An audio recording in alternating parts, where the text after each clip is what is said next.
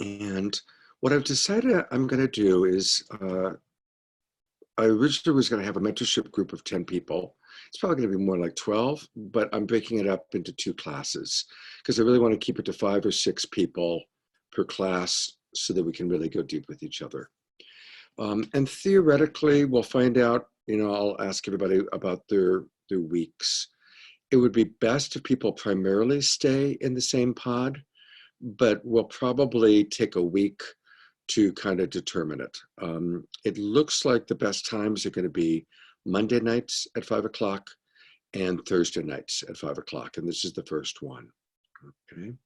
So if each of you can privately, just private message me with, hey, Scott, I can do either, or Scott, Thursday nights are definitely best for me, or Scott, definitely Monday nights won't work, whatever it is, let me know. But that's when I did the doodle poll, that's what came out, was Monday nights and Thursday nights at 5 o'clock Pacific time. And let's see, all of you are on Pacific time, except Daniel, who's in Hawaii, 2 o'clock, and Candace, who's in New England, 8 o'clock. So,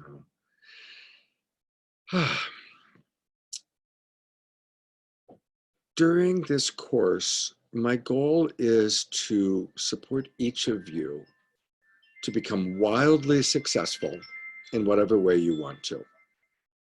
And I'm one of those people that everybody's different. Each of you are at different skill levels as coaches. Each of you have different professional aspirations. Each of you are your own unique person. And so that's why I wanted to keep it to really small groups, so everybody's going to get a lot of personalized attention. And as we kind of go through this journey, just as our world is changing so dramatically, I recognize that each and every one of you, you're going to go through your own shifts and your own evolution of what does it mean to be a love coach. If it's, mine end up being, hey, I just really want to be part of the community, or I really want to just get really good at these skills. And for others, it might be, no, I absolutely want to make a good living doing this. So that's going to evolve inevitably. And who your audience is, who your demographic group is going to evolve. It may start with, my friends and people that I know really well and people that I feel comfortable with. And it might evolve into, wow, I like the idea of working with corporate business people. Put on your suit. Or I really like the idea of working with couples that are in crisis. Or I really want to work with empowering women. Or I really want to work with life coaching more than couples work. These are 2 very different things. Working with couples that are in crisis is the hardest of all the things I do. That's the hardest. It's also, for me, it's the most rewarding. I really love helping couples to rediscover and remember love and have tools that help them to get along better. What's interesting is about 1/3 of the couples I end up working with actually end up changing their relationship in the form of letting go of the romantic relationship.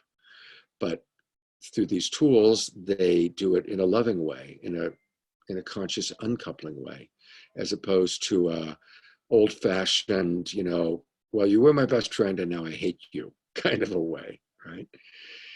And I didn't realize when I started doing this work that I would do so much conscious uncoupling work with people. It's been kind of a interesting little twist.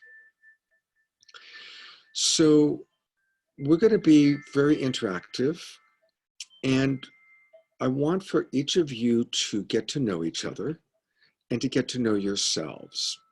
So I decided I'm going to start us off with a little test. It's kind of funny calling it a test. It's an evaluation. It's a self-evaluation. I'm not going to evaluate you. You're going to evaluate yourselves. I know that at least 2 of you have done this with me before, and Adrian's probably done it multiple times, I'm guessing. But I encourage all of you to get a piece of paper and a pen, or open up a program on your computer. For you, Candace, I am recording this, so if it's too hard for you, and Roxy, you might not, so you understand, Candace has recently gone blind. So yeah, you know about that. Okay, cool. Um, so if it's too much for you to to do that, Candace, well, I'll unmute you. Okay. Is it, can you still like take notes on things for Well, the yourself? thing is, I can't see it to read it back, and I can only, it depends on how much I'm writing, and either way, I wouldn't be able to read it back. Okay, so what we're going to do, because what's going to happen is each of you is going to comment after each question. And so we'll just record it, and the recording will be your way of documenting it.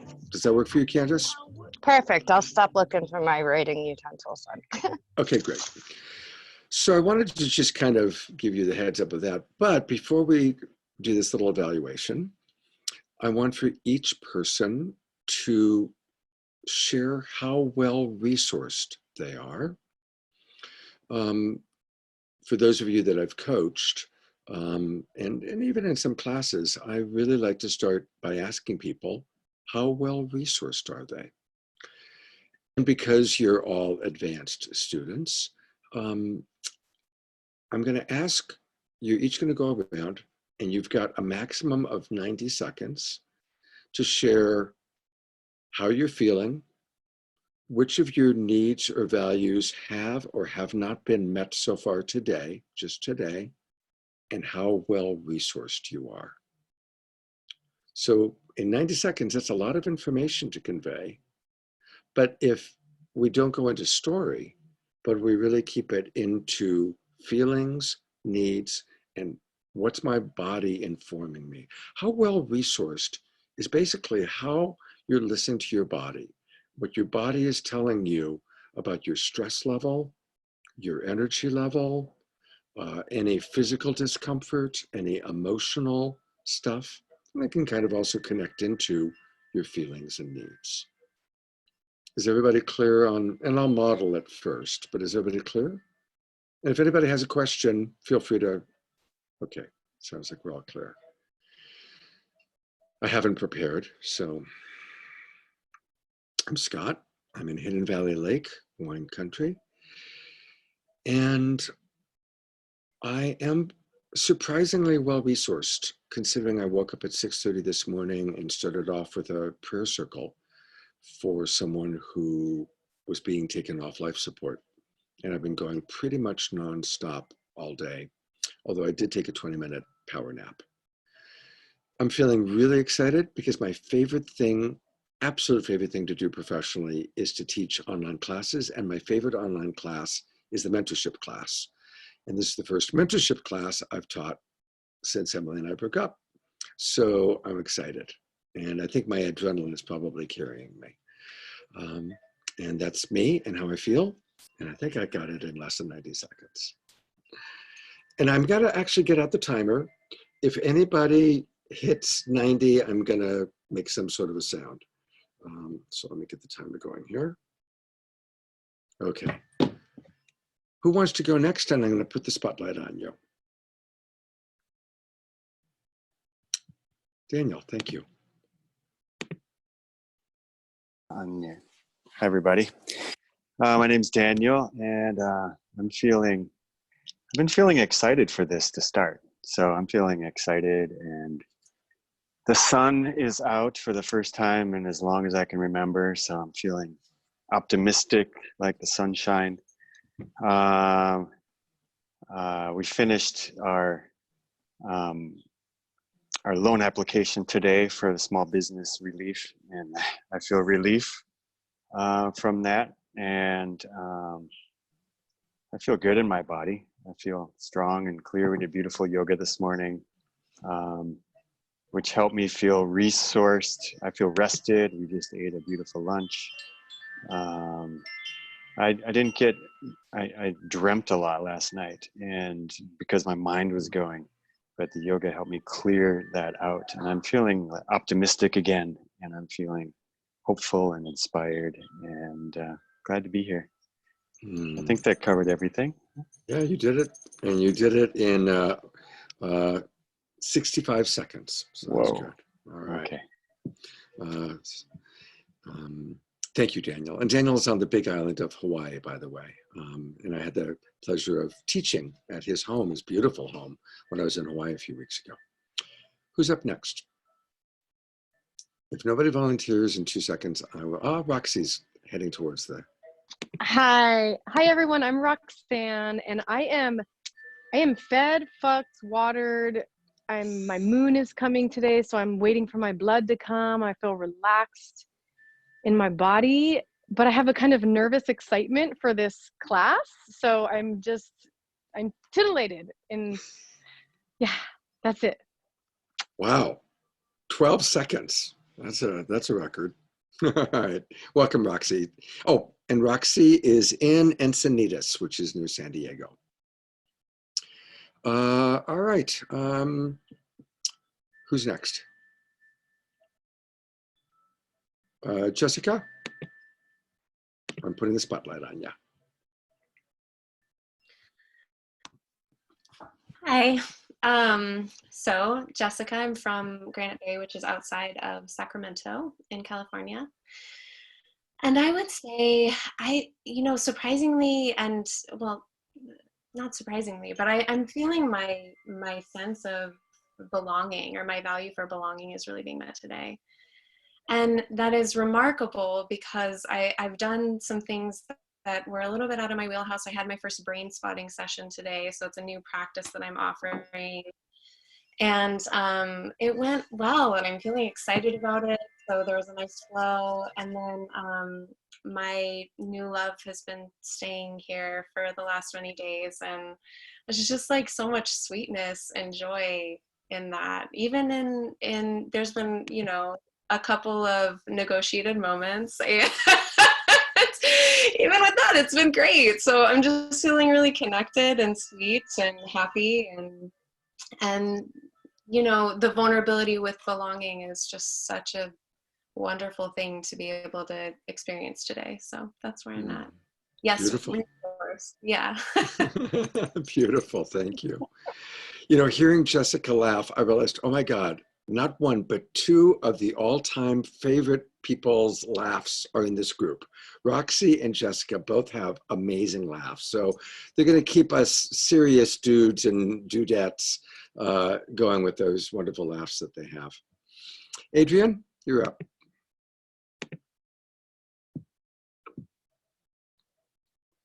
Can't hear you. I thought you unmuted me. Let me reset this. Hi, everybody. It's nice to meet you, Roxy. I have a pretty significant amount of anxiety sensation in my chest, and it's not really reflective of my state of mind. I think it's a byproduct of being excited, and then also navigating this. I've been in such a strong procrastination trip with a variety of things, in particular this claim that I'm filing for insurance. My garage burned down in Hawaii.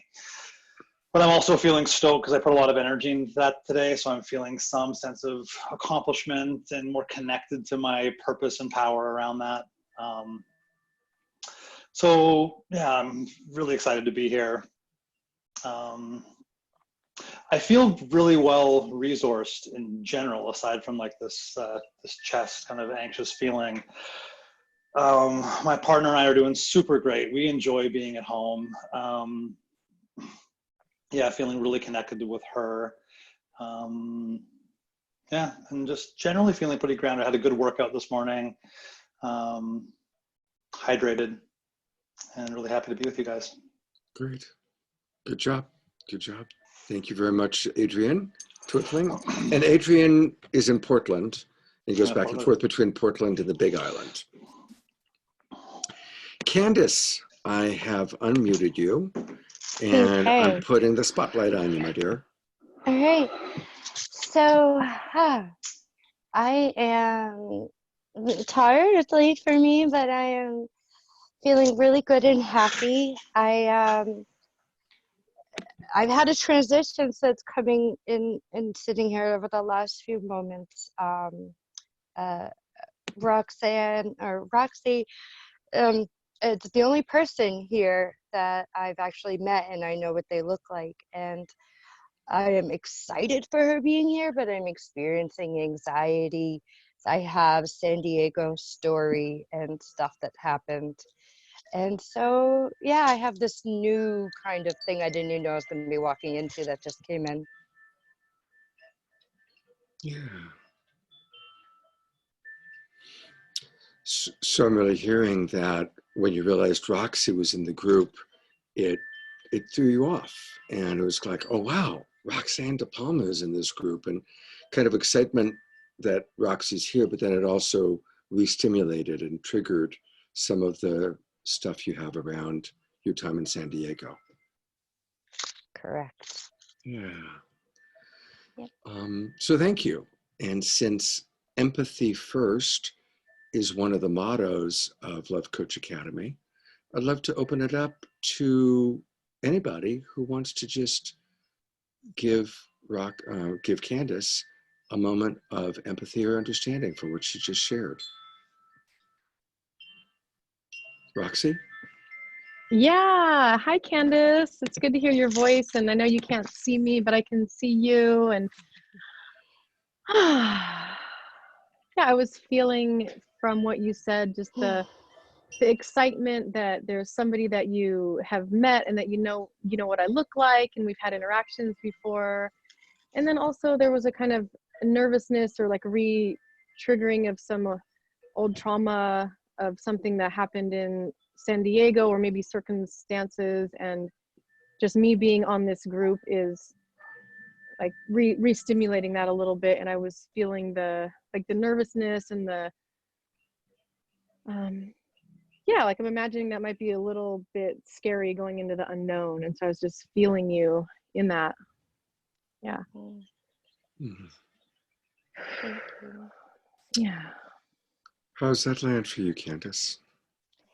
I'm feeling far less anxious, I think, especially hearing from her. But I think there's more excitement because every time I met you, Roxy, I was like, wow, she's amazing. I look forward to really getting to know her. And then I moved to San Diego.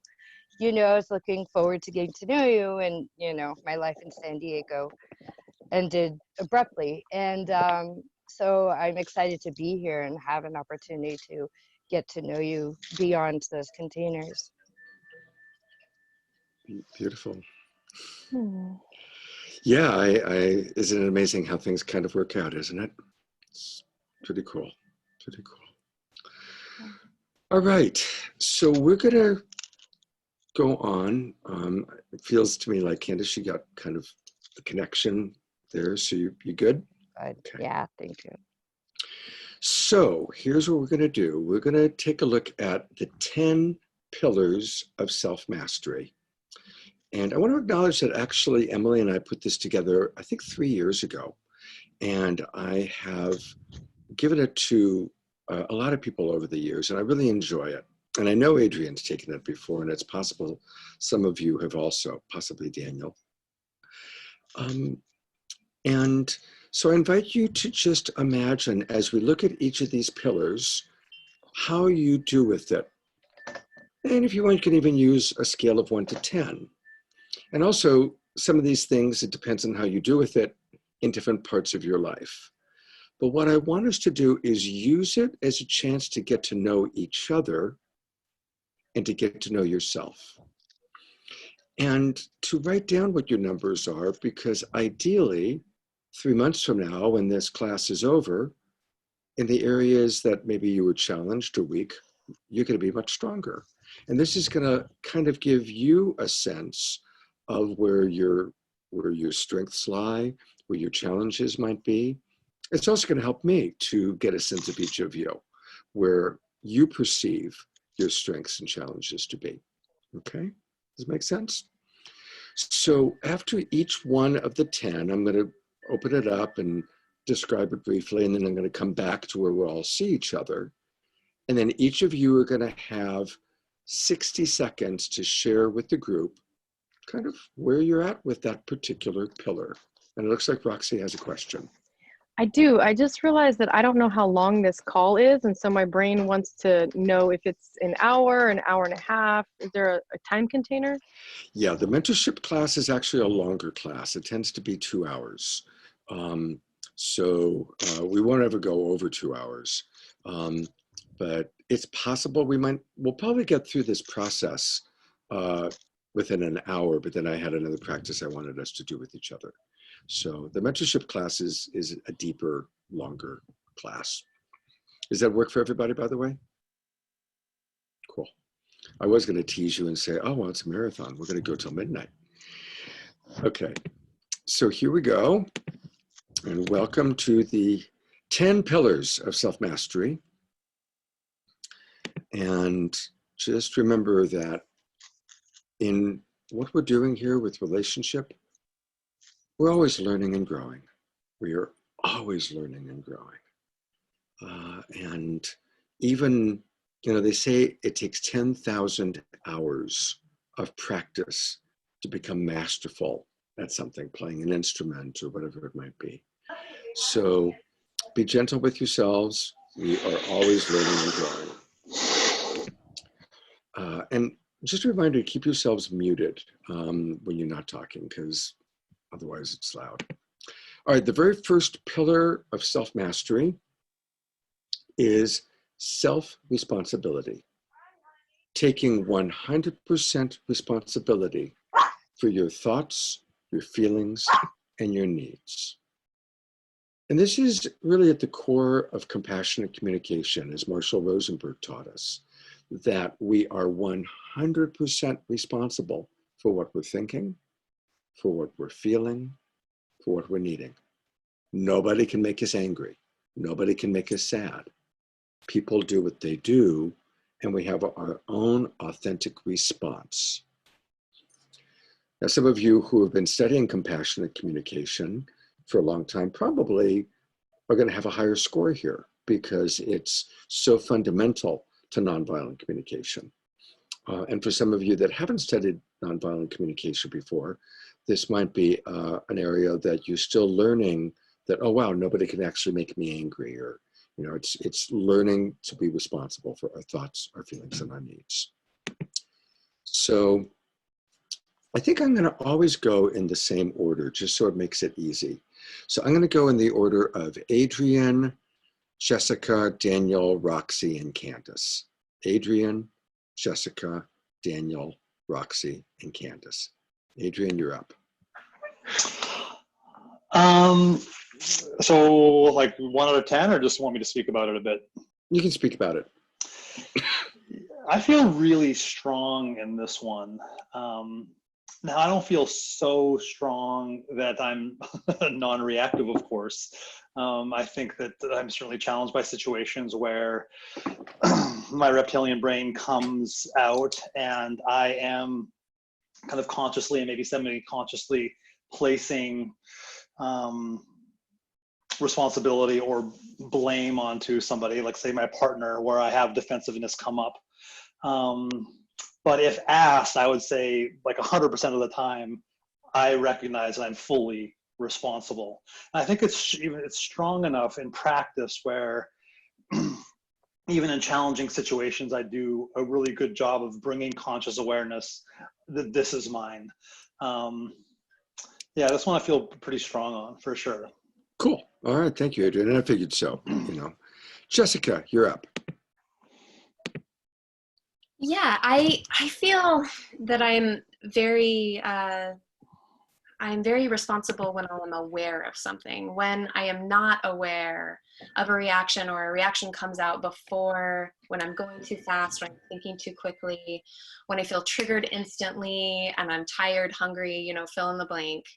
Those are the times when I most want to throw a stone. It's someone else's problem. I usually come back really quickly and take responsibility. So there is hope, always. And yeah, that's kind of where I'm at. I take responsibility when I'm aware, and when I'm not, I try to create awareness after the fact. So it's always a work in progress. Beautiful, beautiful. Isn't it wonderful when we catch it in advance instead of having to do that cleanup work, right? Yeah. Daniel, the spotlight's on you. Okay. Well, I 100% agree with the concept of self-responsibility. And I always, it's an underlying structure that I will always go to. There are times, especially in my most intimate relationship, that I can get triggered enough that that my reptilian brain has taken over, and I realize that I have to do something. And eventually before I get into too much trouble, I realize, yes, 100%. This is triggering me and it's all about me. It has nothing to do with you. Like that. I think I always get to that point, but sometimes it's more challenging. Yeah. Okay. Thank you. Thank you. Yeah. You know, I'm going to actually come in for a moment before we go to Roxy, because periodically as we're doing this class, I'm going to have Love Coach Scott tools or Love Coach Scott understandings come up that I want to share with you guys that you can take and use. And I just thought of one as Daniel was talking. It's pretty common that we are much more reliable and responsible, self-responsible in relationships other than our closest ones.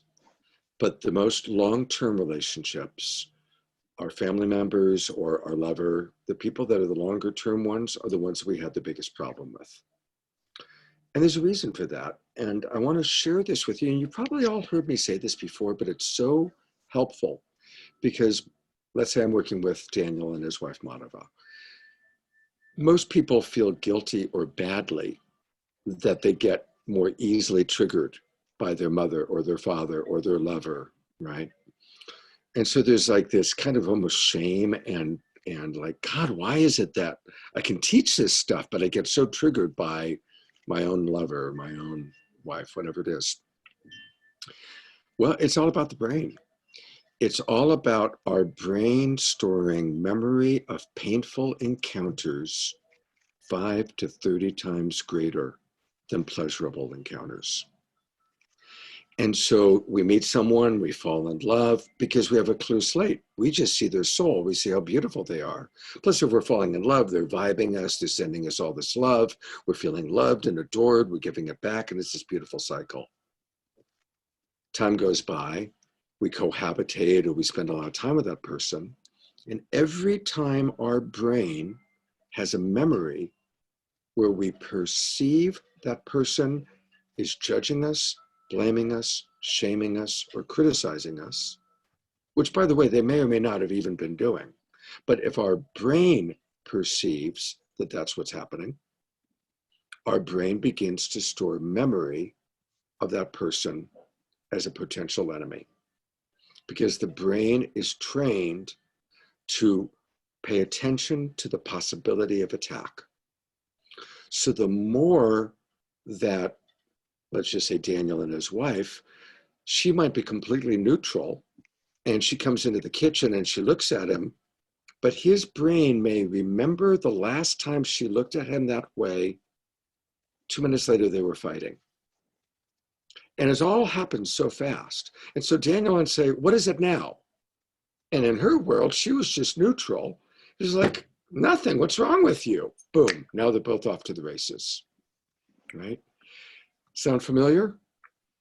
Right? And it's because our brain has those memories. Adrian, I see you raising your hand. See, that makes so much sense. And then also one thing I've often felt and said is that we become really safe and secure in our primary relationships. So we're more willing to let our shadow out and let our shit out, as opposed to more superficial relationships where we're more careful and putting out our better side. And seems like another significant reason why we're more willing to be reactive with our primaries. I love that you're saying that, and that's absolutely true. And I think the two kind of go together, because what happens is we tend to be more lazy with our primaries. We're not as aware and we're more lazy. So then it feeds into that. So you're absolutely right. That we take it for granted. We take them for granted. Or, you know, we've gone through that pattern with them before. And then what happens with our primaries is we become more and more unconscious. And we're going to actually get to a place in one of the pillars that's about exactly that. So take that little piece and we'll get back to that in a couple of pillars. Okay. Thank you for bringing that up, Daniel. And thank you, Adrian, for you at it. And Roxy, the spotlight is on you. Okay, so I feel pretty high in my self-responsibility. I'm like an 8 to a 9. And even when I'm not resourced, I feel like I'm still an 8 to a 9. And then there's my ex-girlfriend, Summer, who I love so much. And we just broke up 5 weeks ago. And I swear to God, I can just see her face and I go into a whole story of rejection. And all of a sudden, I have no empathy. I'm not responsible. And it feels like I'm having to stop a moving train. And then all of a sudden I'm at like a 4. And I get back to it, but it's hard. It's really hard with her in particular. Yeah, thank you. And it's not her fault. Yeah, thank you for that honesty. And it's a great example. It's like we can be so together in some relationships, but then there's certain ones that are trigger points. So a little twinkling there for you in Summer. Candace, I have unmuted you and I'm putting the spotlight on you. How do you do with taking responsibility for your thoughts, your feelings, and your needs? Very similarly to others, you know, the ratio, you know, can, depending on how I'm sourced, can be impacted. But I feel like I do well with self-responsibility, but there's this piece that gets in the way where I take it too far and it goes into shaming myself. And then I no longer see like the point of responsibility. Or one part of it is acknowledging that I own this. Second part for me is acknowledging the impact on someone else. But if I'm too busy in my own shame story, oh my God, I can't believe I did that, then I'm just like stuck. I think that's what I'm thinking of right now with that. Yeah, thank you for being so honest. And again, how perfectly human. And we're probably going to say the words "how perfectly human" 1,000 times over the next 3 months. That's our motto. There's 2 mottos, by the way, Roxy, in Love Coach Academy: how perfectly human and empathy first. Those are our 2 catchphrases and mottos. All right, we're going to go on to the next pillar. And the next one, I got to move this over, is making choices with consciousness. And that's what I was just referencing, right? When Adrian brought up how it is with our primaries. So how do you do with making choices with consciousness as opposed to egoic or default pattern reactions, right?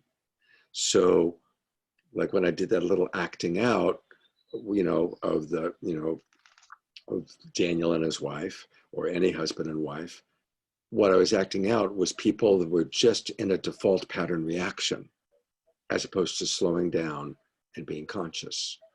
So how do you do with making choices with consciousness, as opposed to just being reactive, or just doing what you're used to doing, or letting your ego run the show? Now, this is clearly one of those questions where it really depends on the situation. And I recognize it's going to be hard to keep it in 60 seconds. So I won't be I'm not going to even do the timer. We certainly can't have people going on for 5 minutes, but I recognize that there are parts of our life where we're very conscious. And when I'm in Love Coach Scott mode, I'm incredibly conscious. When I'm just in my own ego by myself tripping mode, I'm pretty habitual. So anyway, with that, Adrian, you're up.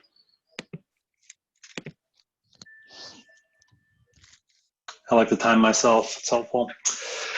You know, I am continuously humbled by my ability to react unconsciously. You know, as you know, Scott, I'm a Vipassana meditator. I meditate every day, bringing awareness into my meditation. So I have a pretty strong barometer for, oh, I'm agitated, like, okay, and some pretty deep grooves of from a place of agitation and reaction, stopping myself and gathering my resources.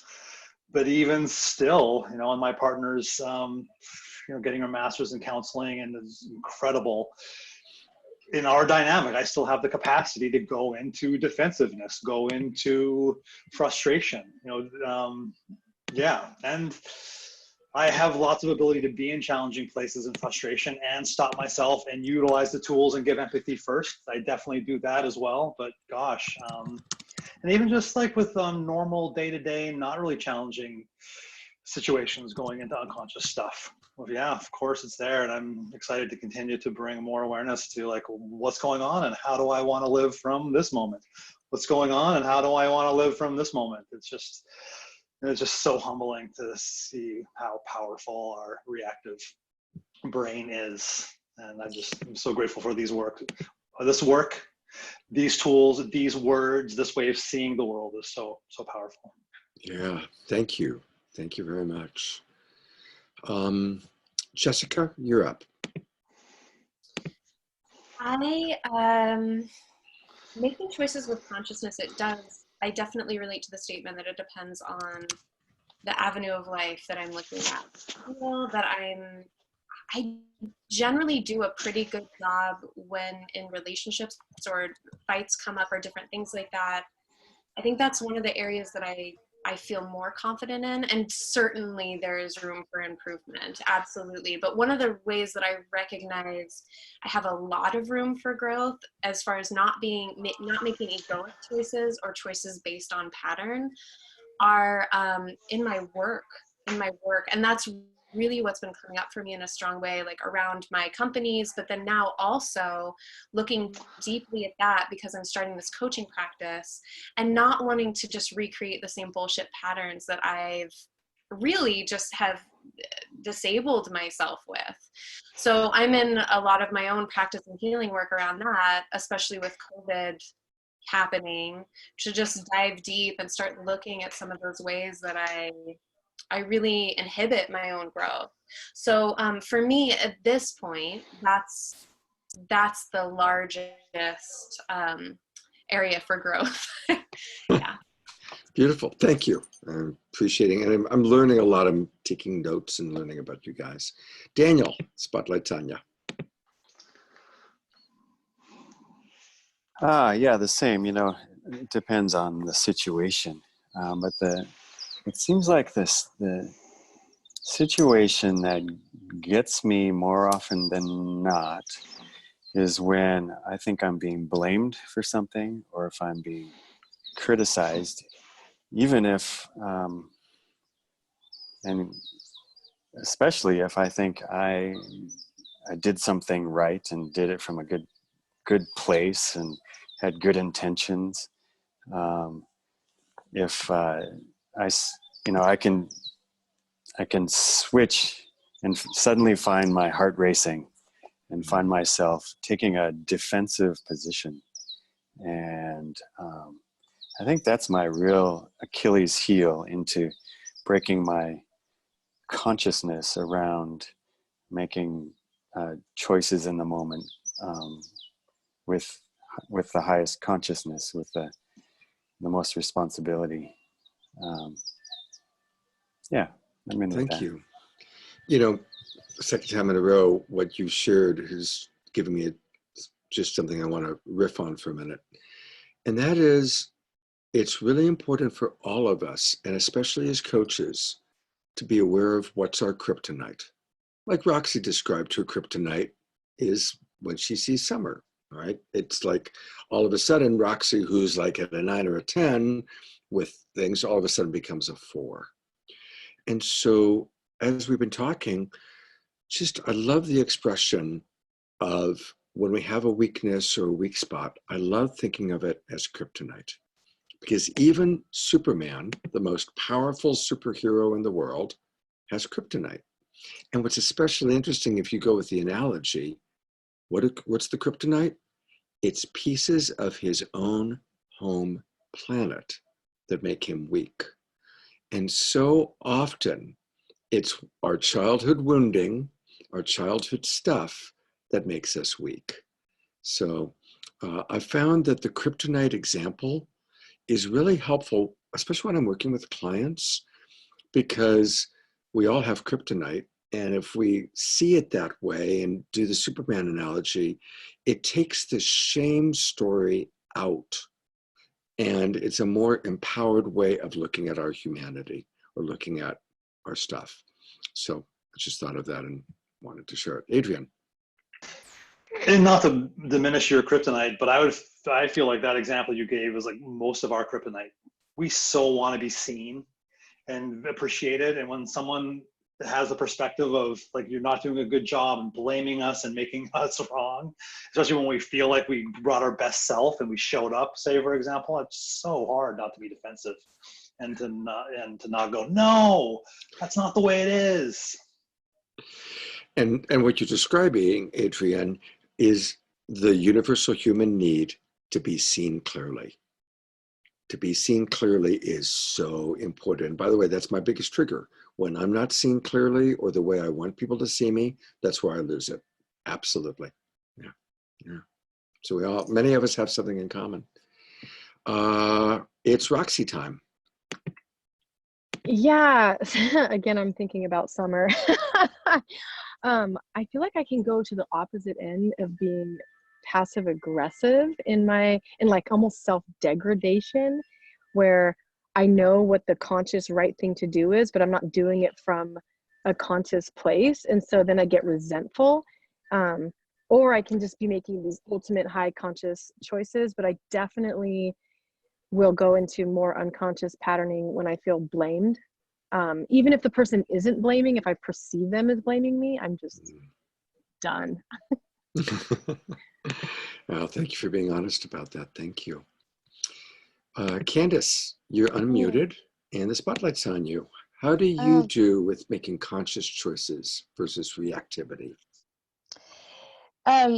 So I'm seeing it in two different ways, like my baseline of day-to-day life and in relationship. I haven't been in emotional or sexual partnership for a couple of years, so approximately something like that. It's very hard for me to think, because I know, then, I feel like my challenge right now is making sure that I'm taking the proper time.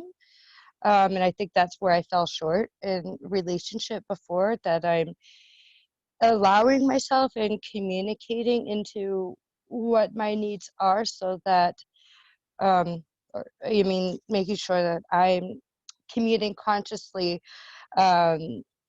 what I can or cannot be consciously available for, and taking the time so that I can show up from the most conscious place. And on a personal level, like having nothing to do with the relationships with other people, this is something I'm really, really working on, because I've noticed there's a lot of stories around my sadness and blindness that are running the show, and been making some unconscious choices for me, and me doing that for myself. Yeah. Twinkling, thank you, everybody. And just a reminder, I'm going to send all of you this PDF, this PowerPoint presentation. And I want you to just keep running through it, because ideally through the week, you want to keep asking yourself, how am I doing with these different places, especially the ones where you're noticing, as we talk about it, where you're challenged, okay? So that's kind of like an ongoing homework assignment for all of us. All right, the next pillar is self-reflection. And specifically, how do you do with self-reflecting throughout each day?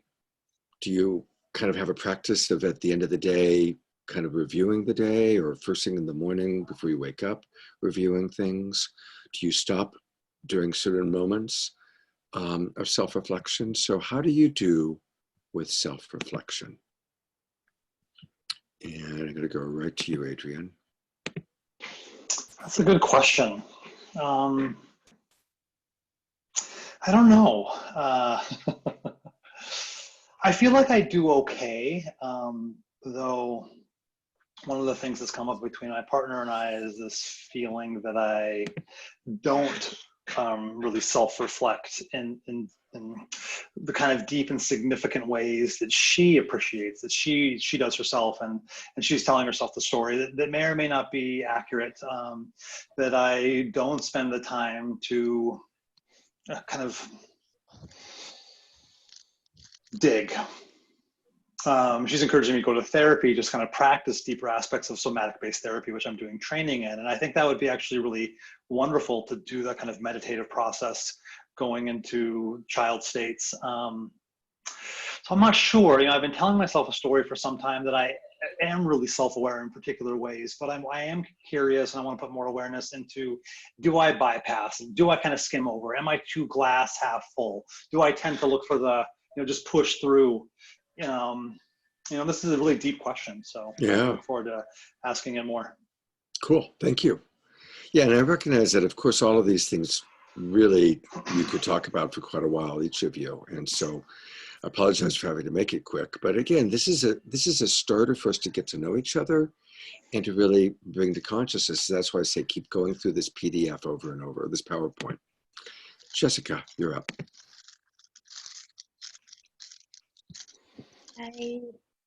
I love this. I love this question, the self-reflection. I am deeply self-reflective. I have practices that support this. And for me, what comes up when I think about this is actually the tendency, and I think someone else brought it up, it may have been Roxanne, the ability to self-reflect so much that I'm not looking outside. So I become so internal that it's almost in the past, which I don't know that I do this as much now, but when I was younger, definitely a bit self-indulgent based on that, because I was so internal. So I've always had like a fantastic imagination and read a ton and, very internal, but externally, I think it's important to have that balance. So I think it can go too far one way or the other in me, something to be aware of. Beautiful. Thank you for that awareness and that reflection. Actually, I just learned something from you, and that's something I'm going to keep in mind. So thank you for that. That was useful. I mean, everything everybody says is useful, but that really touched me as, oh, wow, I haven't thought about it that way. So, Daniel.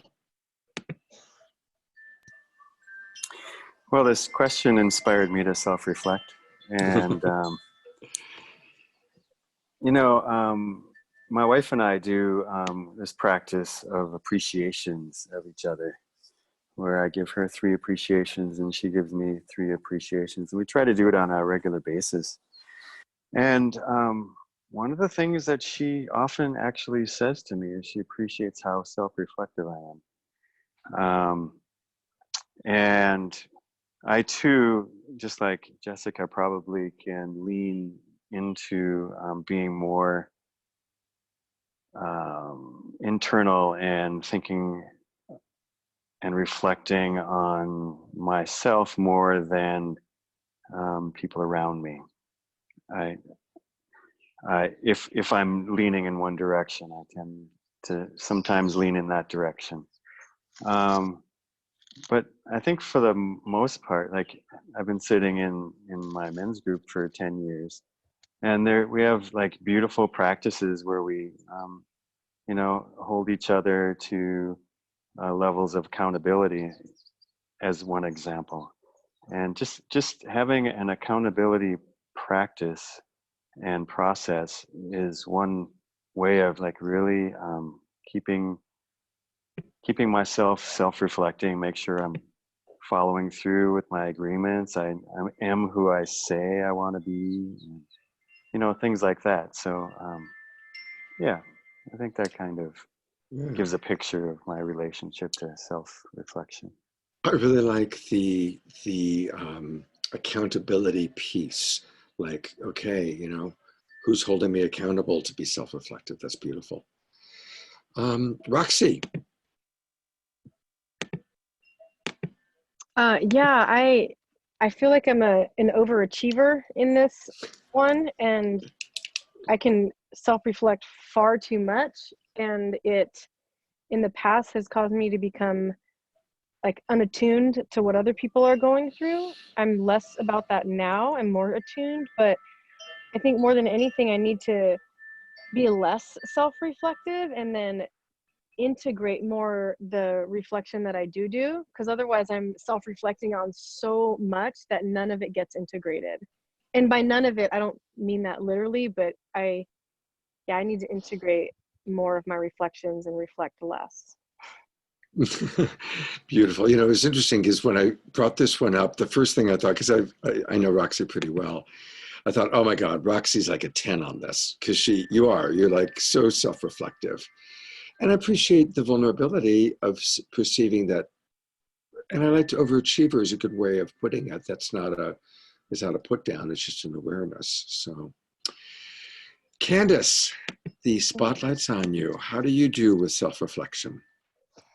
I can feel very similarly to, what Jess and Roxy said, and, it goes into that other piece of the self-responsibility of just taking too much. And I do spend a whole lot of time by myself now, and a lot less time in community or in relation.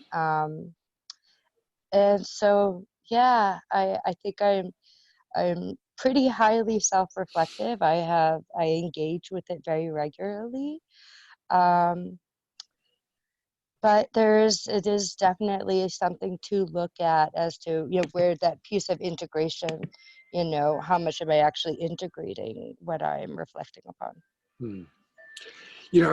Thank you, Candace. I'm really appreciating how this group, actually, you're all so high on the self-reflective level that it's all about, integrating, not overdoing it, which is what probably makes you wonderful love coaches and different from most of the rest of the world, because most of the rest of the world is not self-reflective.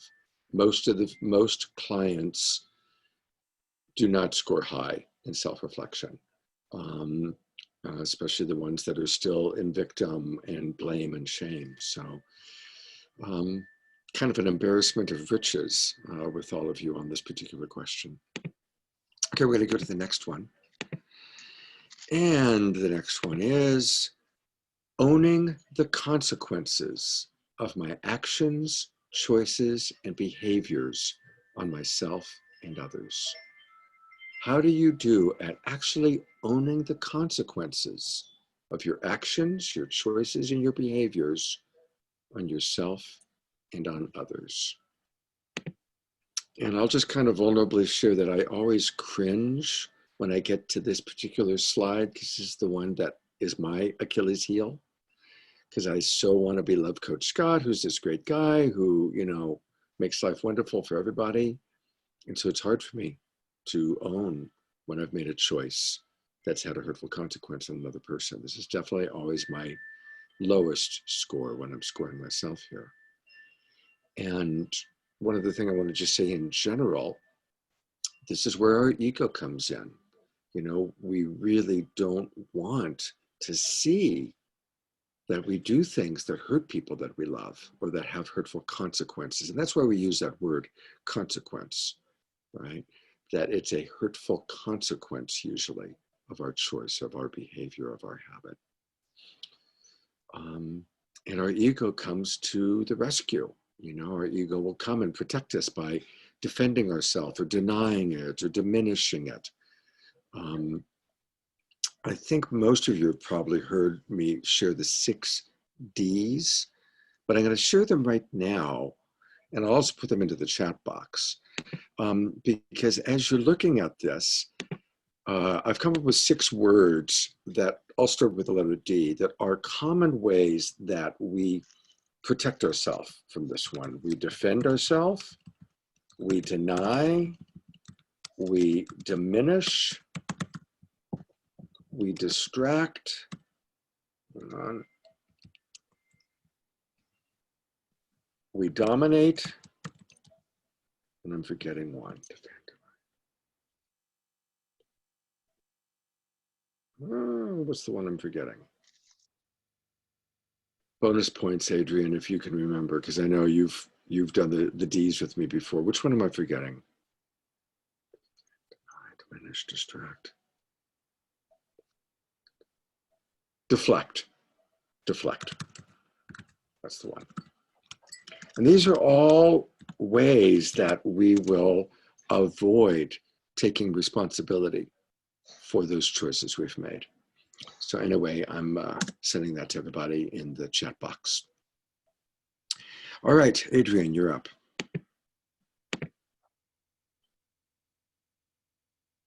Interesting. This is another deep one. These are so great. What comes up for me when asked this question is, how good a job do I hold myself accountable?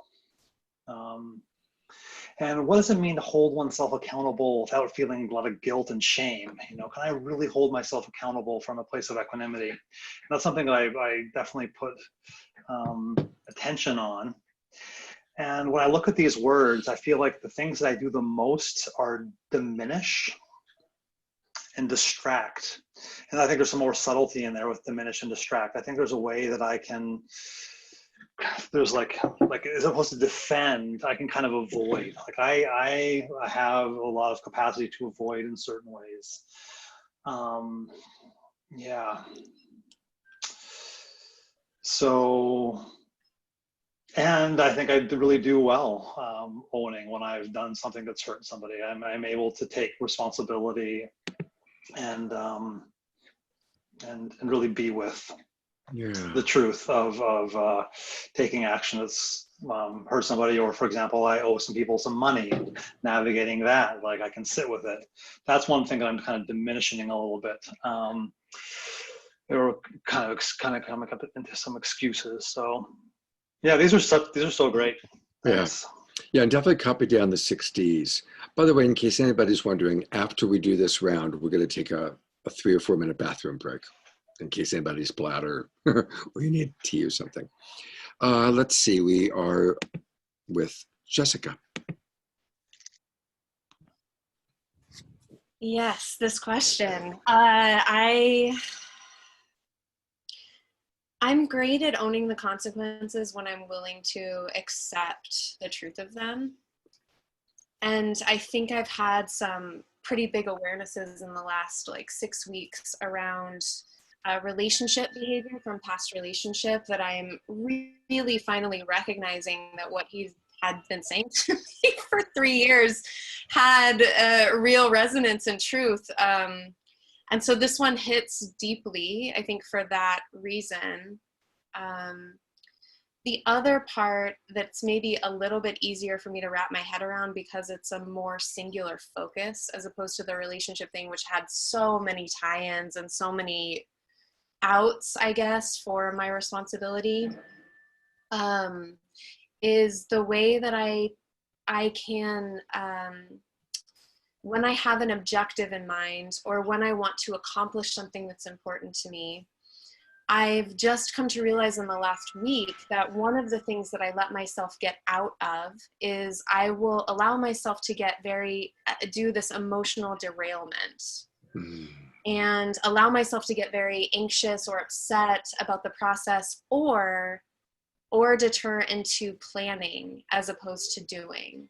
And both of those things are, I'm so grateful for the awareness because I feel like, okay, now I can be at choice when that comes up. Now, when the emotional wall comes that I want to get distracted by, I can say, well, do I want to do this right now? Mm. Where are my choice points? What is that going to look like? This is my pattern.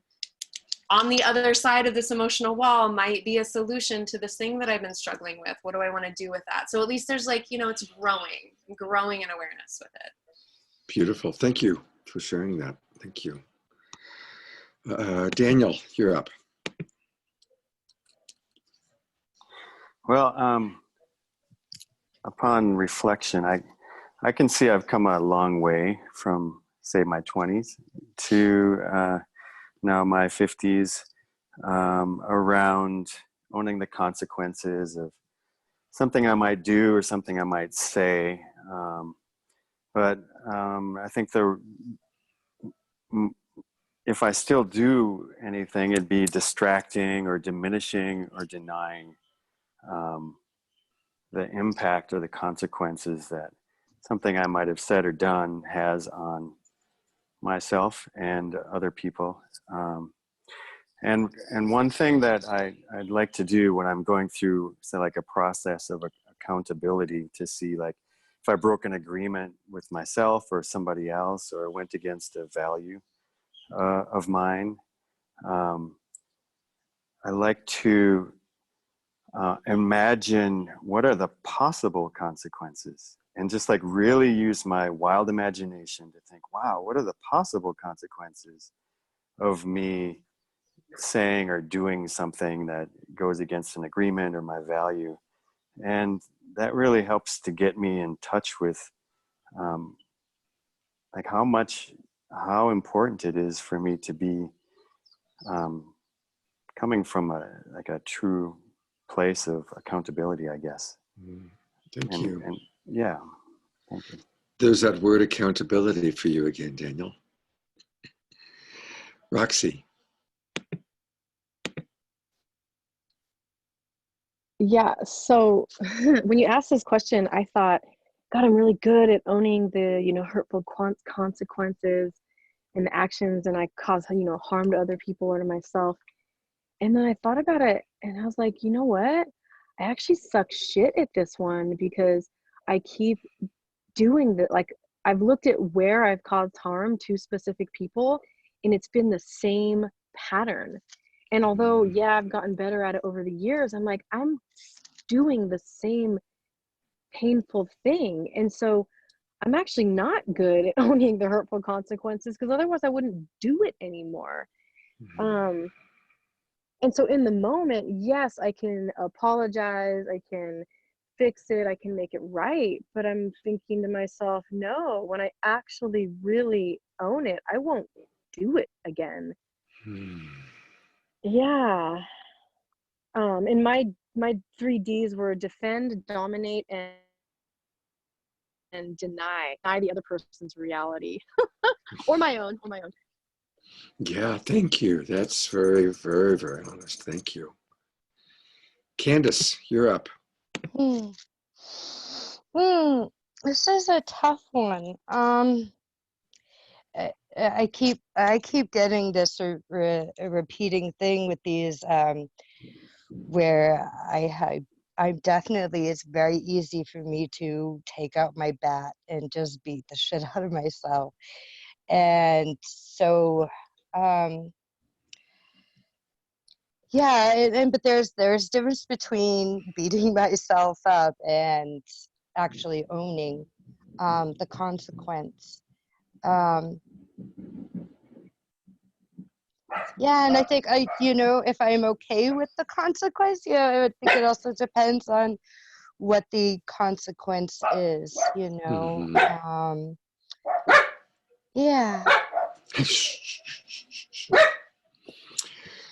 All right. Well, thank you. Yeah, all of these are things to really go deep in our reflection, our exploration of. I was working with a couple recently, and the 6Ds came up because she accused him of gaslighting her. And of course, gaslighting is it's a pretty harsh term and a pretty harsh accusation. But by bringing out the 6Ds and just talking about how perfectly human it is, we all will do these things. it helped. And then we took a specific example from their relationship where he was able to see how he was deflecting away and being dominant.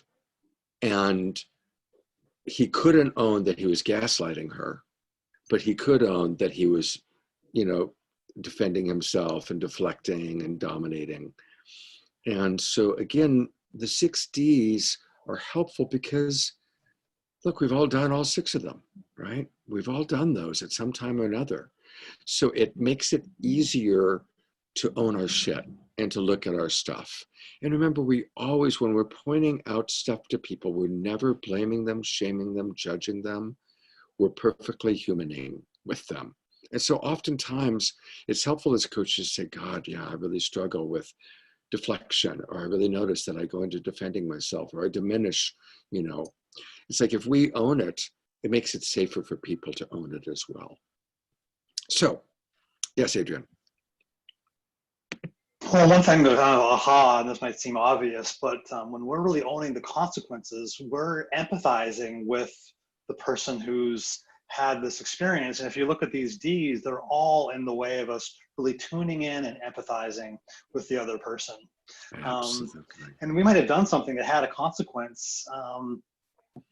And whatever level of responsibility we have in there, say emotional reaction or whatever, it could vary. But in the end, we can always take responsibility. We can always, gosh, I just lost my train. The pillar, yeah, like taking, what's the pillar again? Just totally. Oh, the pillar is how to, let me get rid of this. It's owning the consequences of my actions, choices, and behaviors on myself and others. So it's owning the consequences. Yeah, so it's interesting, owning. Yeah, but again, there's that empathy piece. Yeah. Like we can always empathize with the other person, and the 6 Ds are what get in the way of that. Yeah, exactly. Yeah. All right, well, I got to own that. I got to use the bathroom. So it's 6:11 Pacific time. Let's be back here in 4 minutes. Back at 6:15, ready to do the remaining pillars. Oh, for some reason, Adrian, we're not hearing you. How do you do with honesty and transparency? I feel like my honesty and transparency jar isn't super full right now. Yeah, like you're aware, Scott, and I feel safe enough to share this. I went through a period of some alcohol abuse like 5 years ago for just a short time. I was sober for a chunk, and this last year I fell off the wagon, so to speak. And during that time, I wasn't honest or transparent about that. I was in a pretty significant hiding place. So my relationship with honesty and transparency feels damaged right now. That being said, I have such strong values around like brutal honesty and being transparent. So it does feel really alive in me. I have so much value around that, and I clearly have some shadow and wounding, and a desire to hide. So that's a very deep question. I'll leave it at that. Feel free to ask me more. Any of you guys want to talk more about it? I'd love to chat about it. Yeah, thank you. You know, we are going to have all of you coaching each other, and then also I'm going to be bringing in real clients. But we're not going to have time to do coaching today since it's taking a little bit longer. But yeah, I mean, that's one of those topics. It's a great topic for us to explore all as coaches and our different ways of talking to someone about addictive behavior. And look, we all have dealt with addictive behavior. I certainly have. And I still have to manage my addictive behavior about certain things. My addictions have changed over the years, right? So we'll probably do an entire course or class just on how to work with our own and with our clients' addictive behaviors, because that's a big one. So thank you for sharing that, Adrian. Jessica, you're up. Honesty and transparency. Yeah, honesty and transparency. I related to a little bit of what Adrian said, as far as that's a huge value for me. It's a big time value for me. And the areas that I feel, and brutal honesty for me, or brave honesty for me in situations, I feel comfortable being brave in difficult situations. Where I have noticed that I have room for growth is the hiding places. So when I'm feeling extra vulnerable, where my insecurities lie, those types of things, in these little places, or like when even like small things, which is they're generally having to do with self-expression in a new environment, because I tend to be a little bit cautious. And so I tend to hold back a little bit. So that's the point for me, that I'm exploring that edge of maybe more in tune with authenticity or authentic expression in a moment when I really actually would prefer to hide, but that's not really who I am. So strong value, also room for growth. Yeah, thank you for that. Thank you. Daniel.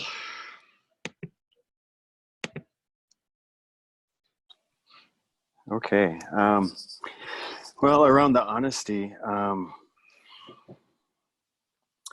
if I'm asked any question, I can only be honest. I can't even pretend. Like, it just comes out of my facial expression. It comes out of my body. And so even if I try not to be honest, it's obvious. So I just tend to be honest when I'm asked a question, and also, you know, when there's like a discussion happening, and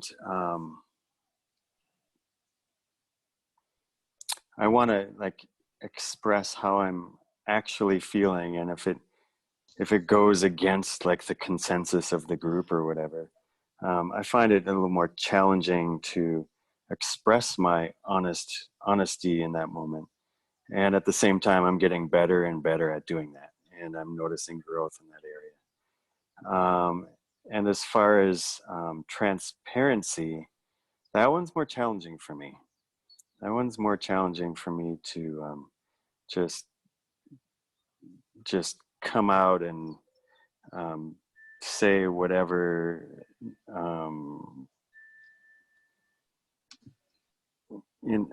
It's a challenge for me. Mm-hmm. I'm not sure how or why, but it kind of relates to what I've been hearing, is like, you know, there's parts of me that I'm ashamed to reveal. Yeah. And if I'm in a sacred container, and you know, with a structure, it's a lot easier for me.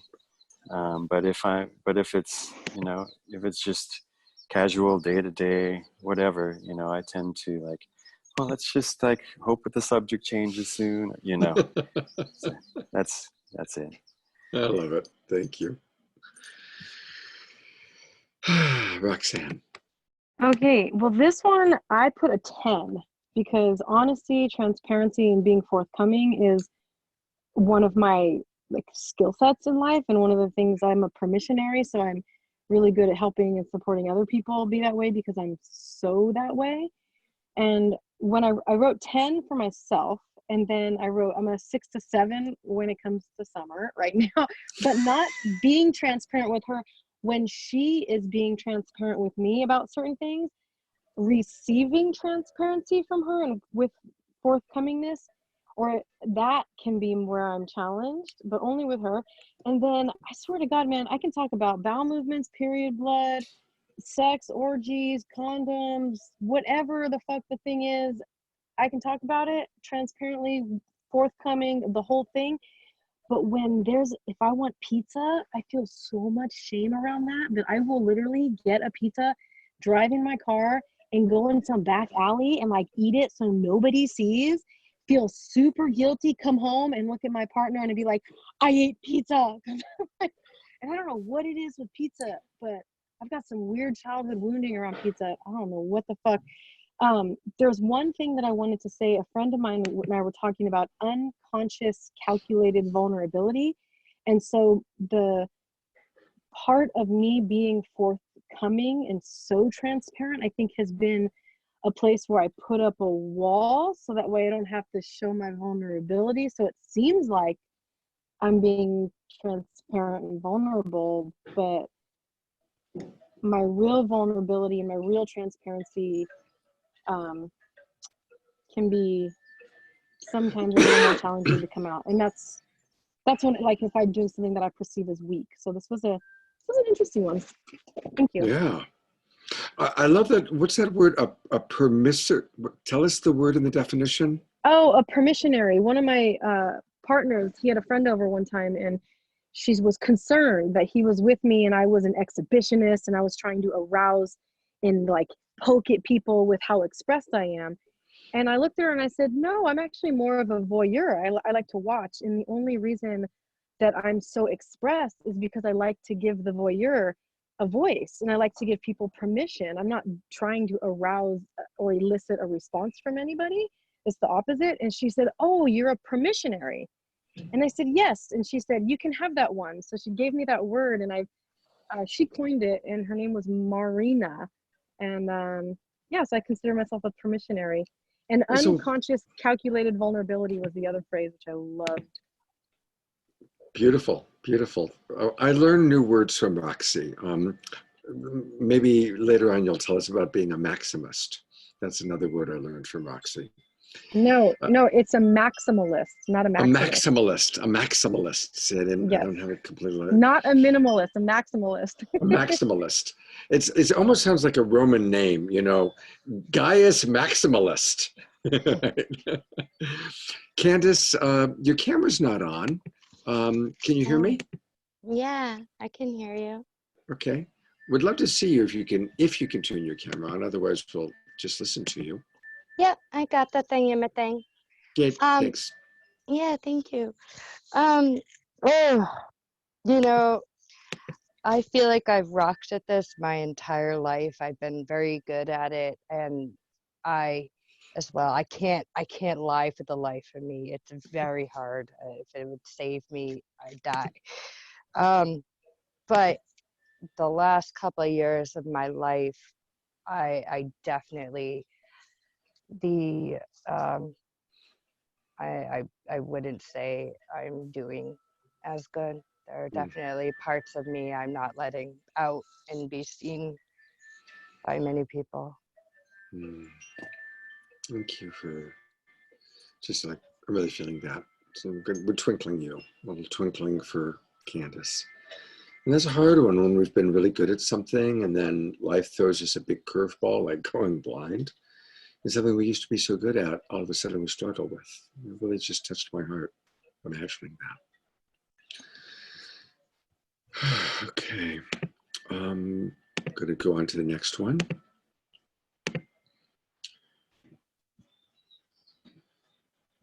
Which is emotional accountability. And emotional accountability is the ability to be vulnerable. It's also the ability to differentiate between our emotions.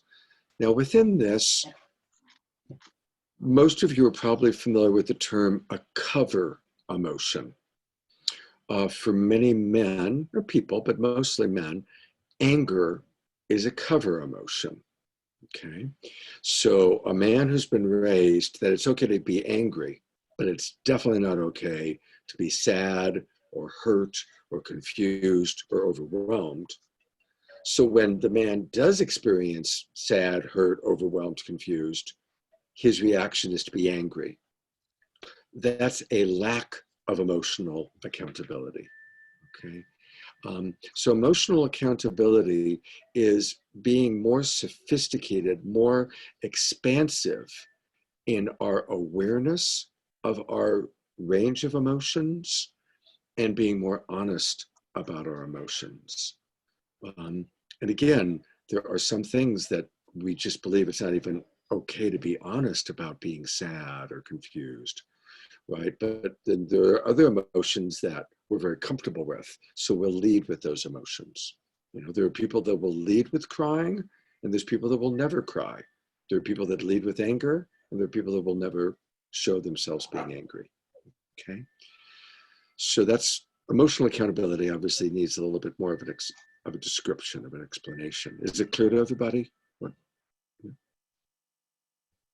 Adrian, how do you do with emotional accountability? Well, right now I'm feeling annoyed that I get to be the one going first all the time. So I'll get some time to think and reflect, hearing other people's answers. Yeah, it's a good question. One thing that I'm trying to bring more awareness into my life, and this is inspired by my partner, is how much might I bypass? Like, how much am I really being with my experience and sitting with it and cultivating my ability to be objective and truly equanimous? And how much am I potentially overriding and not allowing myself to really be with an emotion or reaction as it's coming up? And I want to say that I have a really high level of emotional accountability. I feel very capable of crying. I don't actually, anger is one of the ones that doesn't come up for me much. Anxiety is probably my strongest emotion. I feel really capable of being emotional in front of other people, and I feel like my awareness of my emotions is good. But what I want to, like I said, bring more awareness into it is there a quality of kind of bypass? Is there some value for me to sit with my emotional state as opposed to go right towards cultivating objective awareness? You know, and am I being slippery? And am I not giving myself the healthy permission to really be with reactive states more? Yeah. Thank you for that exploration. And I can imagine your frustration that you always have to go first. So what I will do is I'll flip it. I'll flip it around a little bit. Because I can, but honestly, because you've taken the test before, oh yeah, I assume you're going. I'm fine with that. I was partially joking, but also, you know. Oh, okay. All right. Well, then I won't flip it. You will. Yeah, don't flip it. I'm go fine first. with it. Yeah. Okay. Jess, you're up. I would rate myself highly on the emotional accountability and ability to separate out different emotions. Even if I'm experiencing an umbrella emotion, which might be like crying, or which I will experience, you know, when I get overwhelmed, or if I'm running too much adrenaline, like it can be a go-to for me, but I can also hold the other emotions and be aware of them happening simultaneously. I think the vulnerability, and Roxy, what you were saying about the unconscious calculated vulnerability, which I think is a little bit different than maybe this header, that really hit me. I just think that that's such a beautiful word container for what vulnerability actually feels like, you know, to me. And so I think vulnerability for me is the willingness and ability to sit in positive emotions very easily. It's very easy for me to sit in negative emotions with other people, but when I'm actually have the ability to receive positive emotions and be in that heightened state, for me, of vulnerability, that's definitely, I mean, beautiful and an edge that I want to explore, right? But also, that's when I find myself wanting to get a little bit jittery or have those more unconscious patternings happening. Beautiful. Thank you. Thank you. Thank you. Daniel. Well, I'm becoming more and more aware of the thoughts that I am choosing, and how they relate to the emotions I'm having. And so I think I'm catching them sooner and sooner, so I don't necessarily go down an emotional rabbit hole as much as I used to. And at the same time, I'd like to be vulnerable here and share that not all of you know that my wife and I lost our son about 1.5 years ago. He was 4 months old. And I held it together. I held it together for my wife. And I held it together for me and all the logistics and everything that needed to happen. And I started to like really see, like there were some dynamics happening, and through some counseling sessions and support, I realized that the grief that I was not in touch with was having an impact on my life and my world. And when I realized that, and then just really started feeling that grief, I guess that was the accountability I had with my grief. And that really, just the impact of that has made a huge difference in my life. And I feel it. It's with me right now. I could easily start crying any moment, almost any time, with the thought, you know. But I think that speaks to the accountability and how I was basically not accountable to something very real that I actually needed to feel, and I wasn't feeling it. And just being in touch with that has been, I feel more like I'm in integrity with who I really am and what my reality is, you know? So yeah, I'm in with that. Thank you so much, Daniel, for taking the time to share that. And this is a good example of such a painful journey you've been on. And very specifically, because I've kind of been with you a little bit through this process of, you know, you first kind of came to me with your wife concerned about you blocking your feelings, and watching the work you've done with me, with your men's group, with in other ways, the work you've done to go from being blocked up to, as you just said, you actually could cry right now. It's that close. So you've paved within your own experience a pathway that makes you uniquely qualified to support any other human being that is blocked about a certain emotional thing. And so that's an example of a superpower that you now have as a result of the work that you've done. I just really want to celebrate and acknowledge that.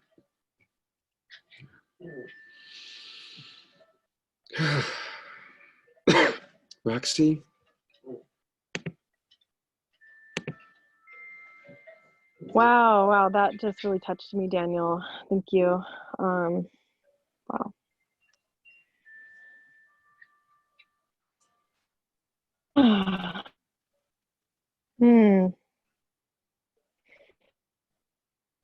I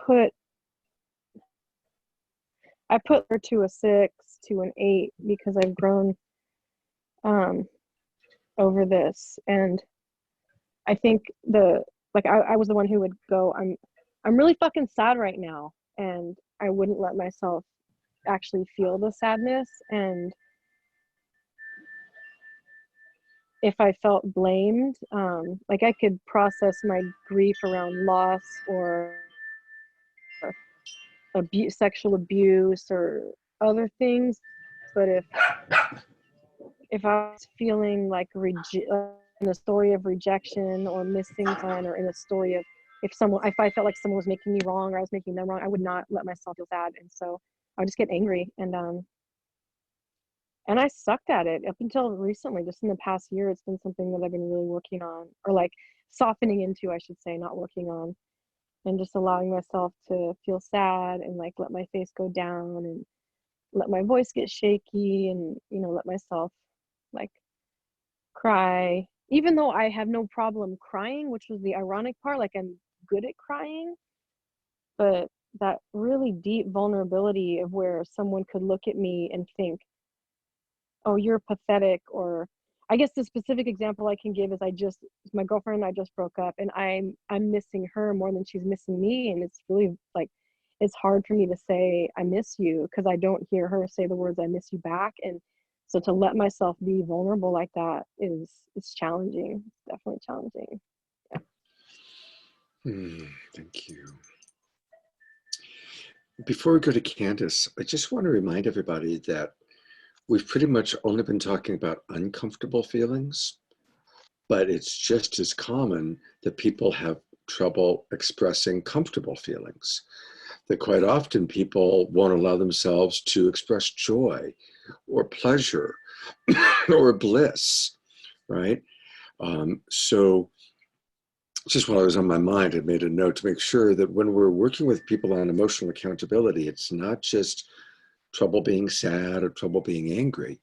It's also trouble being happy, trouble being joyful, trouble being ecstatic, right? Like, we can put a limit on it sometimes, like, oh, well, everybody else is bummed out, so I better not show the fact that I'm happy right now, right? Or, it's not okay to be happy. I've got to be responsible, right? Happiness is only what children do. I'm an adult. I've got to be a responsible adult. So happiness is no longer, or joyfulness or playfulness, right? So just recognizing that that's a common challenge for people too, especially men that want to be responsible, good fathers or good providers, oftentimes have trouble with emotional accountability of comfortable feelings. Thank you for saying that. It's a really good reminder because it's not my problem at all, or not problem, but it's not my challenge. And so I forget that some people have a challenge being vulnerable, expressing their joy, and that is a vulnerability. And so and thank you for that reminder. Yeah, It's really absolutely. Good. Yeah. My pleasure. Candace, how do you do with emotional accountability? I think it depends on the emotion. Yeah, I feel like I keep wanting to say the same thing to everything. Like, I was doing great up until, I went blind and shit. So, one that I'm struggling with right now, and I'm trying to make sense with in particular is anger. I don't, I, I'm coming to find that I do have anger inside me, and it may not be, I'm not involved in a lot of relationships for it to be coming out at other people, but it's coming out at me. This is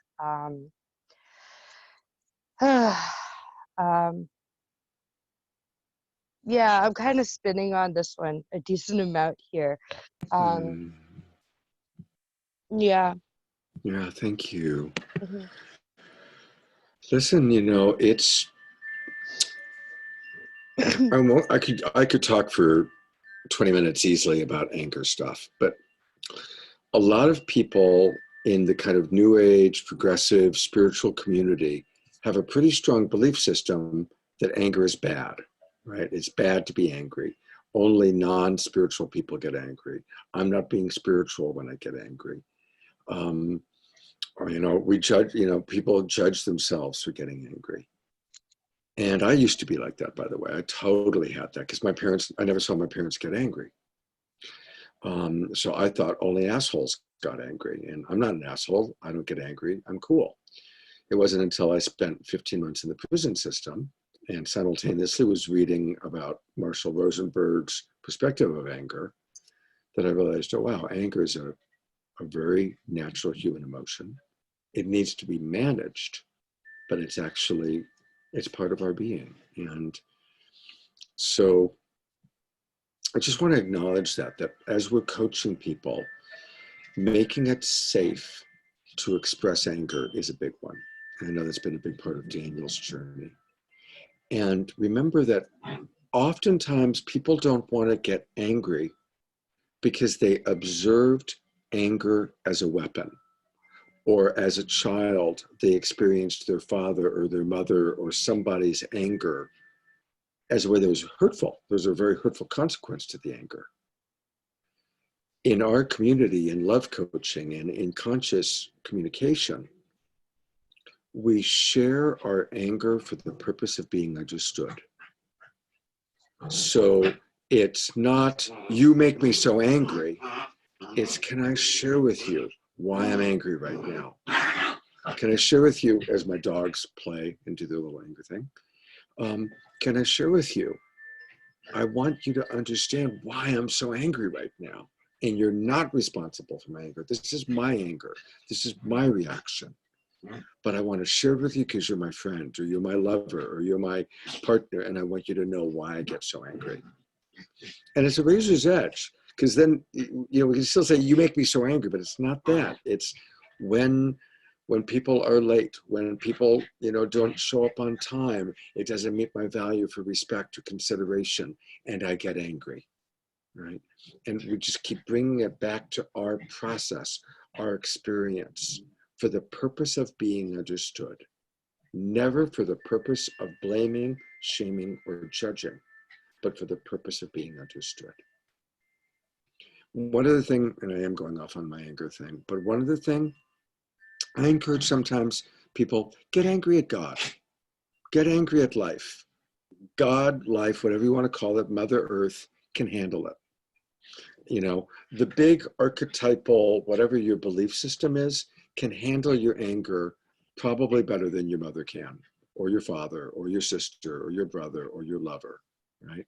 And sometimes just getting angry at life, and I'm thinking about Candace right now, it's okay to get pissed off at God.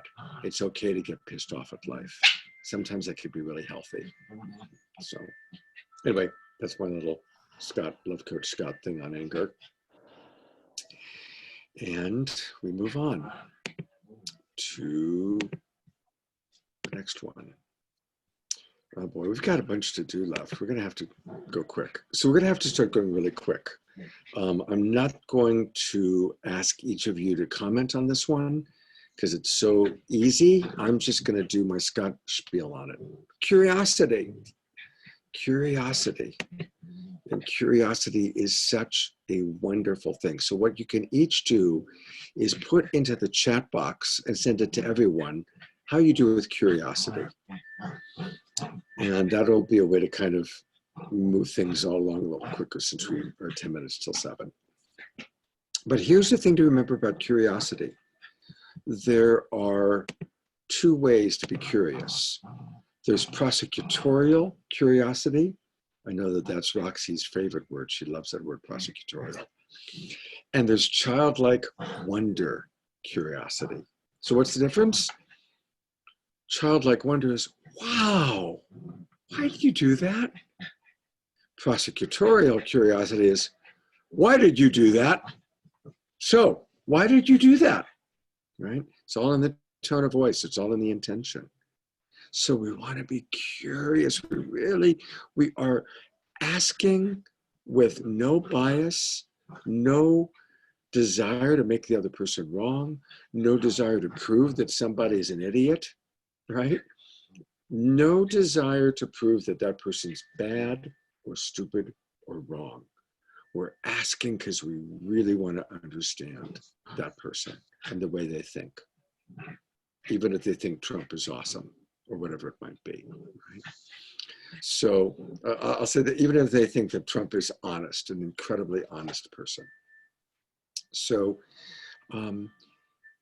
childlike wonder as opposed to prosecutorial curiosity, prosecutorial questioning. Because really prosecutorial isn't curious, it's questioning with a prosecutorial term. All right, I've only heard back from Adrian. Oh, okay, there's Roxy, Daniel, Adrian. Candace, since you can't write, I will let you speak. What comes up for you around curiosity? Um, as far as looking into myself and my emotions, I think I definitely have some improvement to do versus using the prosecutorial element with others. And who are we genuinely curious with, and who are we prosecutorial with? Take a look at your love relationships. On your first, second date, you were very, very curious. After living with that person after 2 years, you were probably prosecutorial. Right? It's like, again, when we're first meeting someone, when we're first developing love, and there's that curiosity, right? But often, not always, but often, if the relationship begins to go toxic, we become less and less curious and more not curious. And the most terrible thing I see when I start working with a couple is when someone will do, oh, that's Dan, he'll never change. Oh, he'll never change. That's the way he's always been, and he'll never change. And you know what? We have to leave relationships when someone has us in a, he's an addict, he's an alcoholic, he's a liar, she's a narcissist. Once people have created that box and put us into jail or put somebody else into the prison, that's who he is or that's who she is, and they'll never change, that relationship has to end or take a long break. Sound familiar? Make sense? Yeah. Last thing I'll say about that, when I'm leading large groups, I'll ask how many people have had to leave a significant relationship because that person put you into a box. And almost everybody raises their hand. Almost all of us have had to do that. With me is my sister, my actual birth sister. Okay, we are going to move on to the next one. How do you do with empathy and compassion? And because you're all compassionate communicators, I'm going to ask you guys to put it into the chat box again, because the truth is, I know you all. But we do say in this box, it says empathy and compassion, understanding, empathy, and compassion. And they're all pretty similar, but there is some differentiation. Empathy is really feeling it with the person, whereas compassion is more seeing it and having compassion. Empathy is feeling it with them, right? And understanding is my favorite, because understanding, we're really taking the time to seek to understand someone. Sometimes we can have compassion for someone, but it begins to fall into pity or sympathy, right? Oh, that poor pathetic being. I'm being compassionate. I mean, I can see how pathetic she is. Well, that's pity. Empathy is really dropping in and understanding them enough to understand why they're so sad. Like we all have empathy. The more we get to know Candace, it's like we go beyond just compassion for what it's like to go blind, but we see and hear the day-to-day, moment to moment, as we go through this process with her, how the blindness shows up,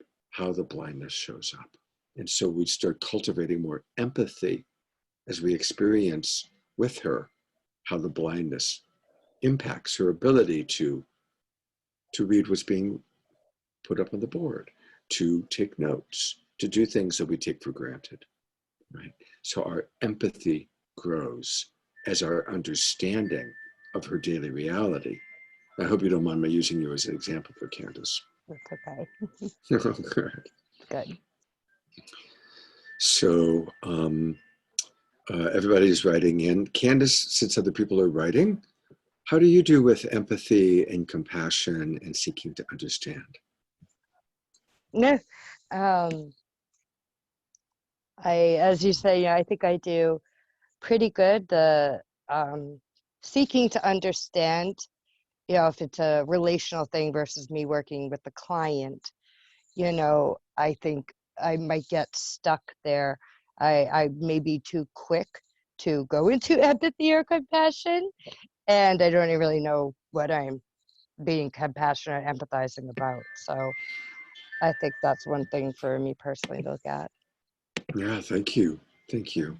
By the way, I'm going to save the chat and I'll send it to all of you. So you'll all be able to read each other's answers, or you can review at another time if you want. All right. We're going to go a little bit past 7, but I'm trying to move it forward.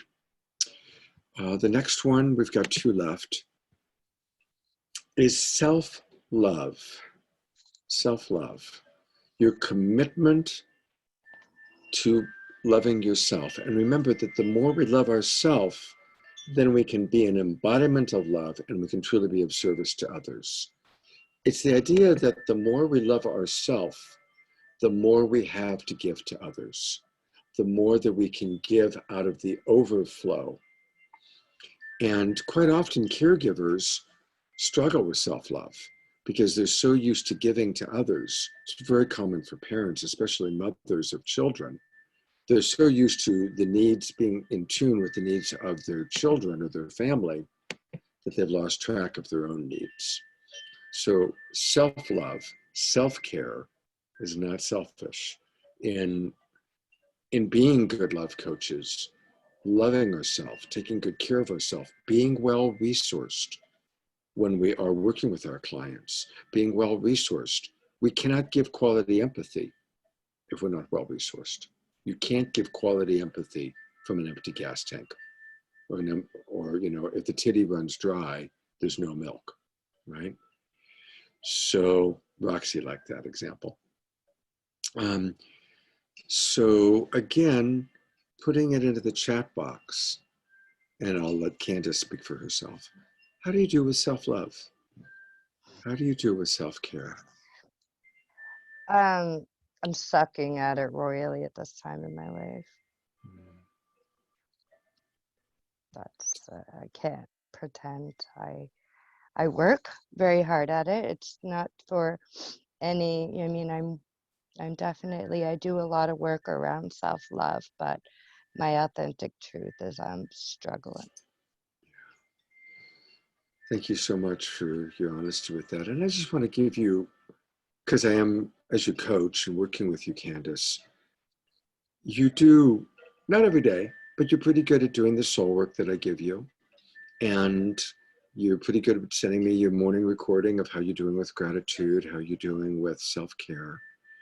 And I just want to acknowledge how hard you are working at self-care and self-love.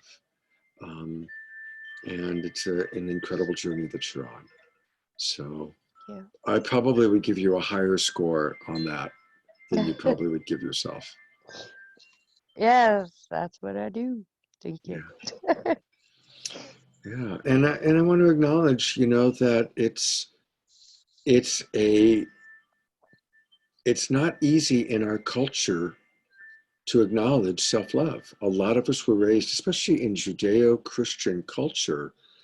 I mean, I was raised in the Christian tradition, and I grew up worshiping a guy who's been tortured and crucified for my sins, right?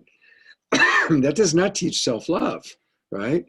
At all, you know? And so the Judeo-Christian culture and the Islamic culture, 3 of the 5 great religions, are very shame-based, right? And self-love is seen as selfish. And it's spiritual to martyr yourself.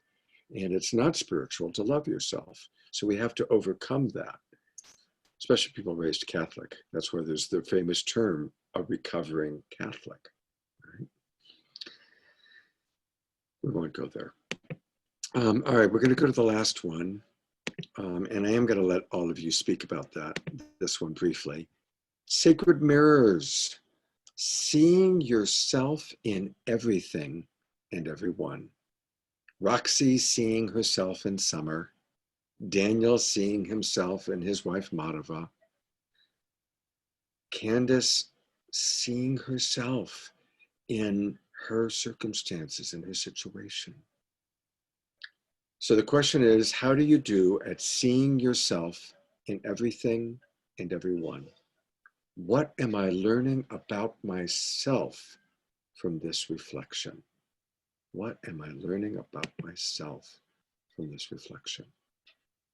And so it's kind of the question is, how do you do with being in the awareness that everybody and everything is a divine mirror, is a sacred mirror, especially our most important relationships, right? For Adrian, it would be, it would be Carrie, his girlfriend. Adrian, how do you do with that?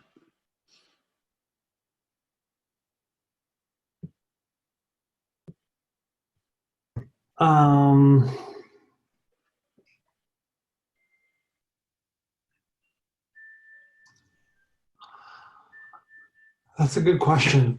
I think I do okay. What's coming up for me reflecting on this is my arrogance. Kind of like, I feel like I need to sit with this a little bit more and really like explore my relationships to see how much I really connect in with other people's beingness and connect and relate.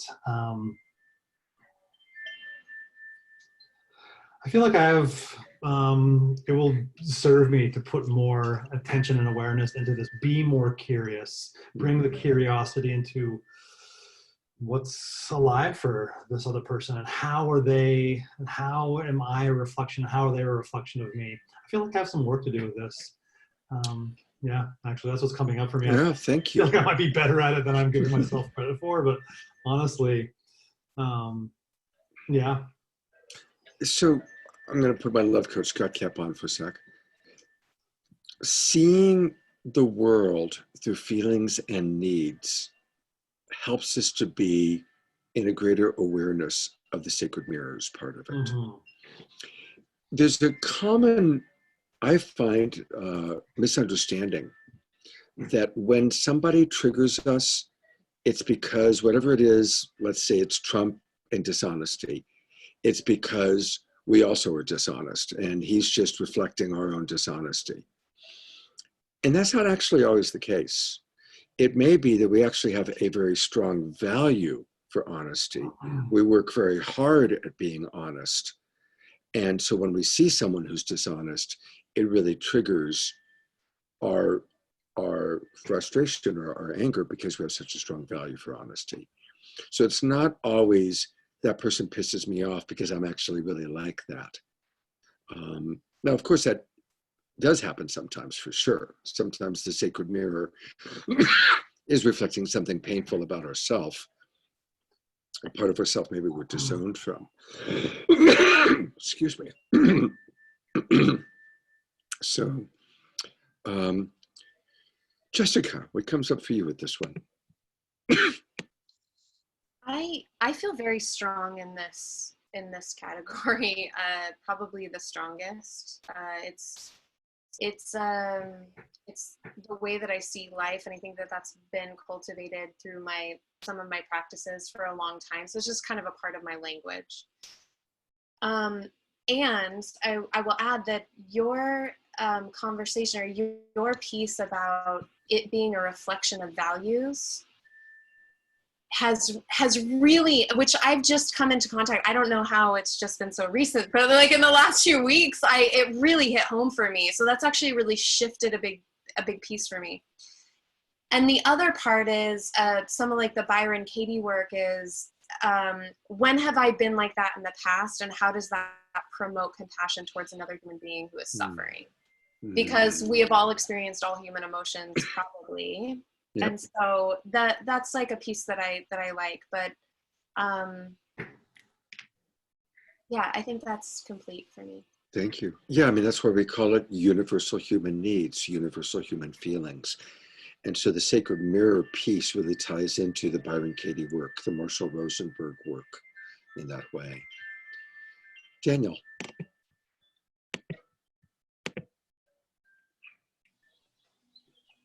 Okay. Well, right now I'm spending a lot of time with my wife here in our quarantine or whatever it's called. And we're working together a lot more. we work together a lot, and this actually hasn't changed our lifestyle too much, actually.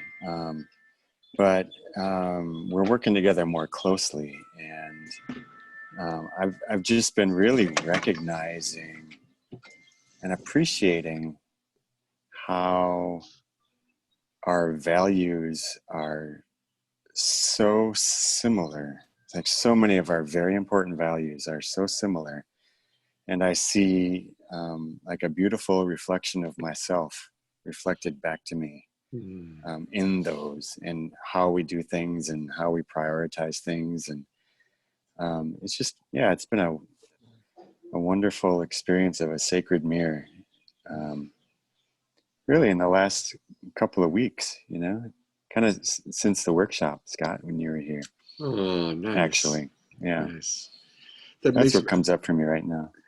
my heart feels so warm hearing that. Not just warm because the workshop I did there might have helped out, Yeah. but just my memory of how wonderful it is to have a partner when you're in that place where you're gently, or most of the time gently, reflecting back and forth and using the love relationship or the close relationship to learn about each other and ourselves. It's such a sweet spot, and I miss it. So I'm going to live vicariously through you and Madhava, and through Roxy and Daniel. Yeah. And Roxy, that's the lead into you. So okay, this one is interesting. When we talked about the positive, like I feel like there's a way in which I'm a sacred mirror. I can be in the sacred mirror and see so much positive in so many people, where other people might be thinking that person's not very nice, and I'm like, no, I see, like, I have so much positivity, and like I'm like, they're just reflecting back to me what I'm feeling. And so that's a real thing for me. And where it gets slippery is that when they're in a negative, we'll use Summer for example, because I have just been, she's actually quite an amazing person, by the way. If she's or someone else is in a negative, I can either take it as, oh, I need to work on that in myself, and I'll go into that too much self-degradation thing, and I'll not have the good discernment to think, wait a minute, that's actually not something I need to work on in myself. It's actually a need and a value that I have a really high barometer on, and that's what I'm calling for. And so then so I'm navigating, finding that discernment of whether it's a need or a value, or if it really is a shadow side that I need to look at. But there's all too much in my spiritual community, especially, where someone will do something and then they're like, oh, that you just need to look at the shadow side of that. And I'm like, no, motherfucker, this is not my shadow. I'm calling bullshit right now, because people just throw those words around too much. So anyway. Yeah, thank you for pointing that out. I gave myself a 6. Yeah. You're welcome. And I love what you said about the, kind of new age bullshit where people use it. And again, that's an example of where someone is deflecting, right? Their ego, they don't want to take responsibility for the consequences of their choice. So it's a deflection, right? Oh, well, it's just your shadow, or what is it within yourself that you need to look at, that you have a problem with me punching you? Now, what is it about you that has a problem with me beating the crap out of you? Okay. All right. Candace. I think I do really, really well with this one. Yeah, I don't, I'm not seeing a lot of blinders on my mirrors at this time. Beautiful. All right. Well, thank you. All right. I'm going to just go over, I made a couple, Adrian. I just wanted to, like hearing you talk more about it and hearing other people reflect, especially like reflecting with feelings and needs. I don't think I gave myself enough credit. I feel like I do really well with this when I try. But I think my ability to be judgmental and be arrogant is also there, clearly. Yeah, so I guess I just wanted to speak to that. Like I focus on giving love to Trump every morning and evening when I meditate. And so my ability to like kind of tune into the wounded aspects of people is really strong. You know, but I can also get pissed off. So I think kind of like empathy, it's strong when I really put my attention on it. Yeah. But my shadow blindness can definitely come up, and I can cultivate judgment and arrogance for sure. Oh, thank you. Thank you for that. All right, a couple of quick announcements. First of all, I apologize for going overtime today. It's the first time I've actually done this course this way, or this taking people through it and having everybody talk, and everything you guys shared was so interesting. So anyway, thank you for being with it. A couple things. I sent you all a survey that Paul Sterling has created. You'll find it in the Facebook Messenger thread. And if you could really, that thread is going to be how I communicate with all of you guys. And this is a survey that he's refining that you can use to help cultivate clients or to help cultivate conversation with potential clients. So, and it's kind of cool because you come in and it asks a couple quick questions, and then based on the question you answer, it takes you down a pathway.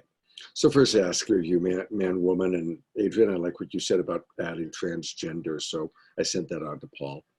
But then the next question is, what do you want support in your relationship with? Is it primary relationship, a business relationship, a family relationship, or love coaching? And then based on how you answer that takes you into more questions.